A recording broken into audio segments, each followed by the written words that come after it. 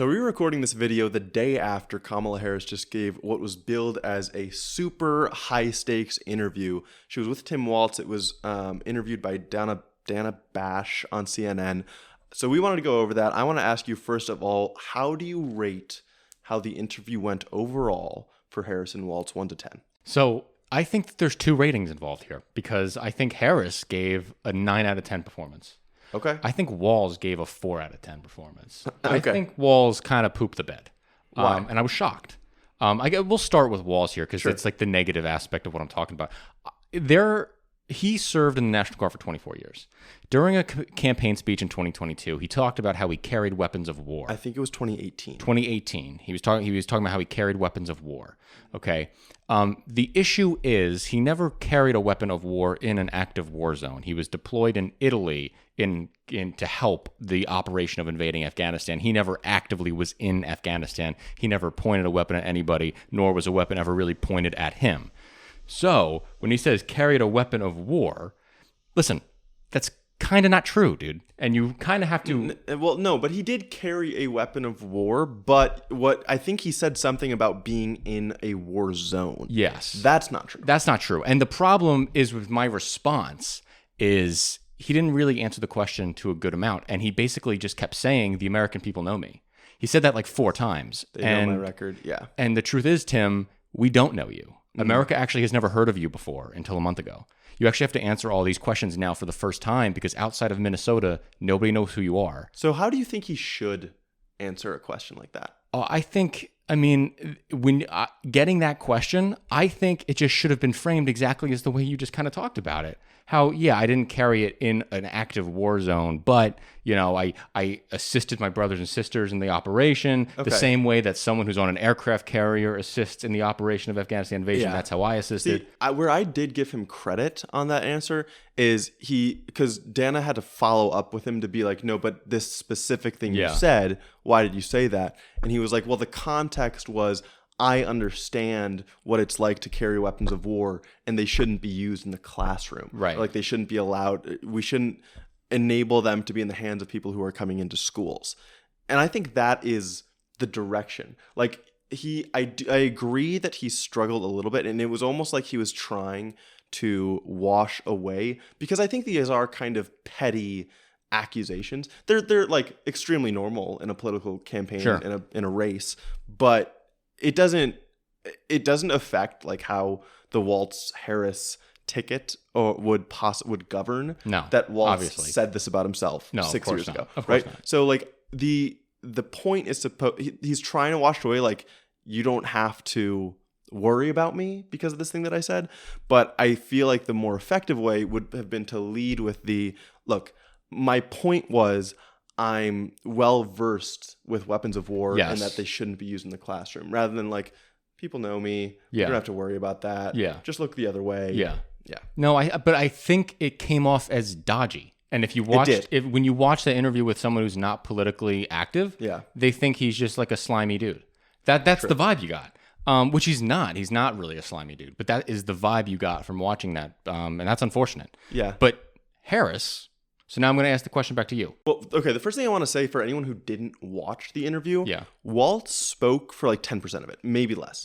So like, it's funny that we're leading with that, but it was a relatively, totally inconsequential part of the interview. But yeah, go ahead. So now what do you think, how would you rate Harris's performance? I think Harris is probably closer to 7-8. Okay. One thing, I think the overall takeaway, she sounds presidential. Yeah. Which we're going to do an episode on the DNC later this week. I think she sounded presidential there. I think she's like keeping on this theme of how competent she sounds is really good for her. I think she maneuvered her way into positions of strength. Yes. On a lot of the questions, even when they weren't necessarily, they were challenging questions that were directed at areas of weakness for her. But I think there were things that she could have improved on. One of the most obvious things was the first question out of the gate was, what would you do on day one?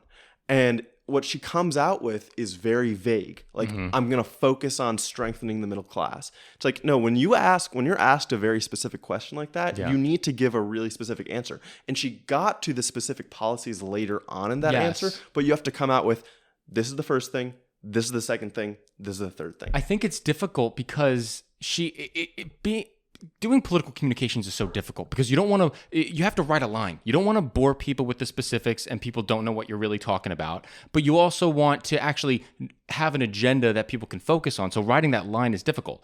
I agree with you. When she was asked that question and she talked about raising the middle class, I kind of rolled my eyes. I'm like, okay, that's what every politician since 1982 has ever said. Exactly. Right? It's like, okay, fine. And then she did end up talking about expanding the child tax credit, of down payment for first-time home buyers, building more homes. Exactly. She did talk about those things, but it took time to get there. And what I would have liked her to say was, this is what I'm going to do on day one. This is what I'm going to do in month one. And this is what I'm going to do by the end of year one. Yes. Like I wish she would have taken control of the timeline of her future possible presidency. I agree.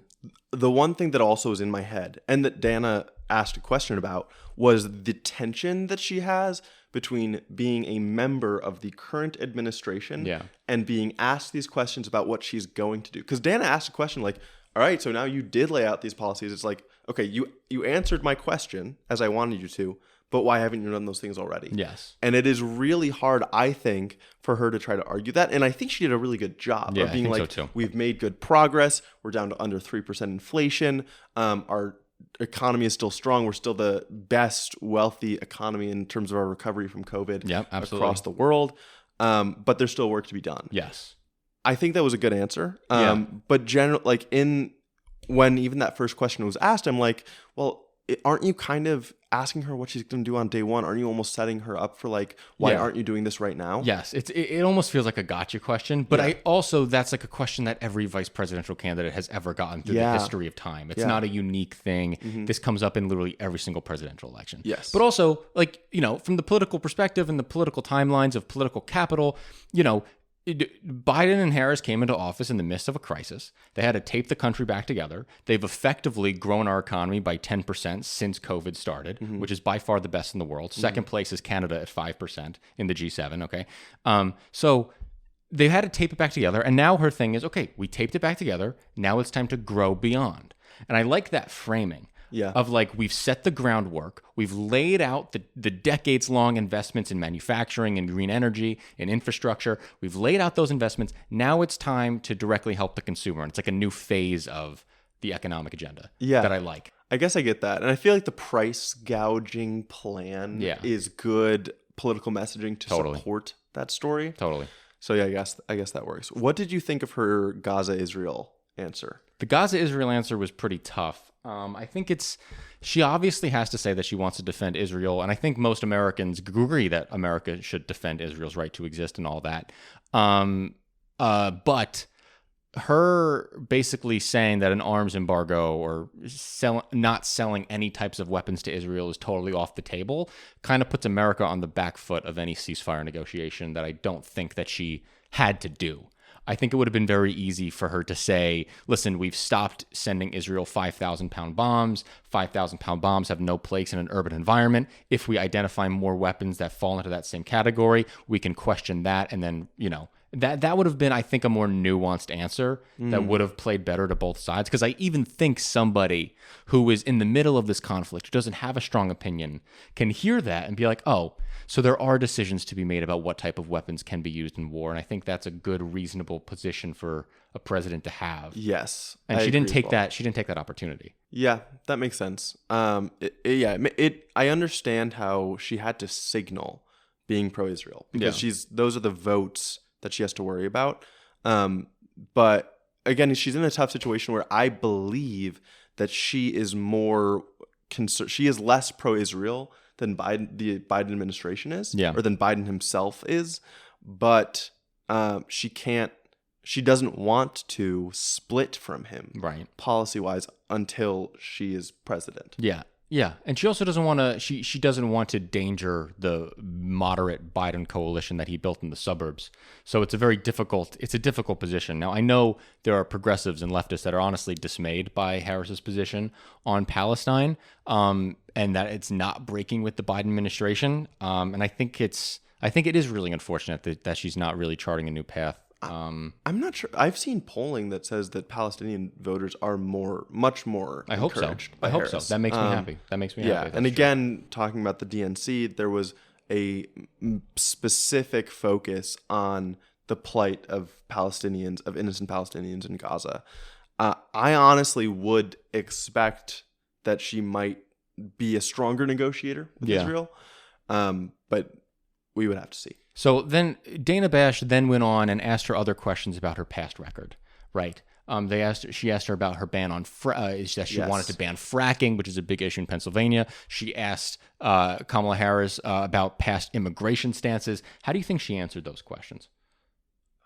Pretty well. Okay. Yeah, I would say pretty well. I was almost cringing internally when Dana asked the questions because I thought that they were going to be really hard to defend. Dana specifically was like, is it because you got more experience, like you learned more about the issue, or because you were in a Democratic primary? Yeah. And I think her pivoting to be like, what's important is that my values haven't changed. Yeah. Is good. I almost would have wanted her to go further and be like, my values are exactly the same, and sometimes the pragmatic solutions that arise out of those values change based on the information we Absolutely. get. But she didn't say exactly that, but she said something similar specifically on the fracking ban, where she was like, what's grown clearer to, I supported the Green New Deal. You mentioned that. I still believe the climate crisis is important and we need to take it seriously. But what I've seen now is we can grow a strong, clean energy economy without banning fracking. That was the best answer. Honestly, I was kind of shocked because I was also scared. I was like, how is she going to answer that question? Yeah. And then she basically said, she's like, look, she basically said something along the lines of, I was under the impression that in order to meet climate targets, we needed to ban fracking. Then I came into office and we set America on a path to meet the climate targets without banning fracking. And now I've learned you don't have to ban fracking to meet the climate crisis. You don't have to. Yeah. And that's like the whole answer. Totally. So I thought she did pretty well. Yeah. With that, because I guess it was obvious that would probably be a big part of the challenging questions of the interview. The biggest Kamala Harris weakness identified by Trump, and that he's pushing her on every front here, is immigration, obviously. And it's interesting because I feel like she's taken this weakness and kind of turned it into one of her strongest positions. Really. But what did you think about that? So I think this honestly depends on how closely people were paying attention to the interview. Because the question that Dana asked about immigration was quite specific to why did you only start restricting asylum for immigrants in like the past 3 months or whatever it was. And she was like, completely blow past the premise of the question. Look, we had a bill on the table. Yes. Right? That was negotiated with some of the most conservative lawmakers in the Congress. And Donald Trump killed it. And I remember we did a video when Biden changed his stance on the asylum seekers. Yes. And he restricted asylum. And I was saying, this is terrible. You're like, this just destroyed their entire point. Yes, this is a horrible idea. I both dislike it as policy but even worse as politics, because that is exactly the question that I was thinking about being asked. But I don't, honestly, she kind of got lucky because Dana didn't push it. Yeah. Dana pushed a few other things, but Kamala went into this long answer about how we had the bill on the table. Republicans killed it. I would push to get the bill back onto my desk and sign it. I was a prosecutor at a border state for years and years, and I prosecuted people, the illegal transfer of goods and guns and people across I think the that's border. such a great line. And that's what I'm saying when I feel like she turned this weakness into a little bit one of her strengths, because that's actually like a really good line. Yeah. She took on the cartels that dealt with the dealings of people, drugs, and that's like a really good line. Yes. That I think a political normie is going to listen to that and be like, wow, yeah, that's a really good point. You think so? I think so. Okay. But I also think like that question was just brutal from Dana. and she did not push hard enough against her. Yeah. She could have buried her. Totally. And I think Kamala's right response would have been, or should have been, we wanted to do it on a bipartisan basis. We didn't want to do it through the executive only. We don't really believe in using that much executive power. That's what I would have said. Really? Yes. That's a hard, but if anyone has any like knowledge of the context of the parties, yes, they're going to know that Republicans would be like the Republican ideology would be for that action. Yes. So I feel like that's hard to like. It's easy to poke holes in. Yes. But I overall, I think she dealt very well with her past record. There was one question Dana asked where she talked about Kamala Harris wanted to make crossing the border illegally a civil action instead of a criminal action. And Dana asked that specifically, and she said, I want to prosecute anybody who breaks our laws. She did not say whether or not she wants to change it from a civil to criminal penalty. She didn't. I still think she wants to change it to a civil penalty, which I agree with. Yeah. But Dana, again, did not poke her hard enough on that question. Again, she could have gone a lot harder, and she didn't. I think Harris got away pretty clear with that. Yes, she did get away with a few things. What's disappointing but understandable to someone in my position viewing it is how much politicking still is done in these interviews, and like kind of slithering your way around answers in places that you think are politically advantageous.